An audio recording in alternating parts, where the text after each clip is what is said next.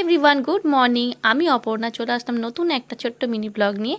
তো দেখো এখানে আমার বর আমার জন্য একটা মেলা থেকে গাছ নিয়ে এসেছে। মেলা থেকে আমার জন্য জিলাপি আনিনি, অথচ ফুল গাছ নিয়ে এসেছে।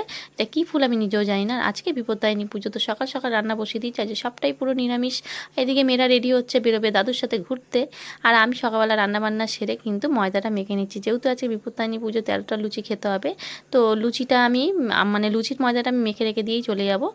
আর চলো আমি স্নান টান করে এদিকে রেডি হয়ে নিচ্ছি, কারণ পুজো দিতে যেতে হবে। আর বরকে পাঠিয়েছি হচ্ছে ফল বাজার করতে, কারণ আমার আজকে যাওয়ার সময় হয়নি। তো দেখা যাক বর সব ঠিকঠাক গুছিয়ে নিয়ে এসছে নাকি। তো দেখতেই পাচ্ছ সব কিছু ঠিকঠাক গুছিয়ে নিয়ে এসছে। 13 রকম ফল, 13 রকম মিষ্টি, এদিকে ডোর, ধূপকাঠি, মোমবাতি সবটাই গুছিয়ে নিয়ে এসছে। তো চলো বেরিয়ে পড়ি এবারে পুজো দেওয়ার উদ্দেশ্যে। বাড়ির কাছেই মন্দির, তাই টুকটুক করে চলে গেলাম মন্দিরে।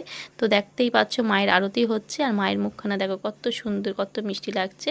তো পুজো টুজো শেষ করে চলে আসলাম বাড়িতে। রান্না বান্না করে দেওয়ার পরেও দেখলাম কেউ রান্না মানে বেড়ে খায়নি, আমার জন্য অপেক্ষা করছে। তো এদিকে বর হাতাতে একটু লুচি বেড়ে দিচ্ছিলো, চটপট করে দুজনে মিলে করে নিলাম। করে নিয়ে এদিকে বরের পিছনে একটু লাগছিলাম। তো ভিডিওটা যদি ভালো লাগে অবশ্যই লাইক, কমেন্ট, সাবস্ক্রাইব করে পাশে থাকবে। টাটা।